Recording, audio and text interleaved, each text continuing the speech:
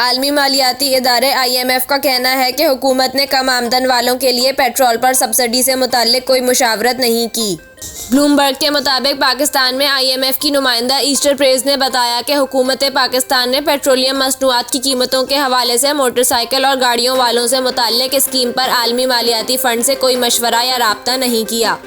Easter press ने कहा कि IMF स्टाफ इस हवाले से जामा तफसीलात चाहता है, जिसमें इस स्कीम की टर्म्स एंड कंडीशन, लागत, टारगेटिंग, स्कीम के गलत इस्तेमाल और दीगर इक़दामात से मुताल्लिक हुकूमत से इंतहाई मोहतात होकर बातचीत की जाएगी।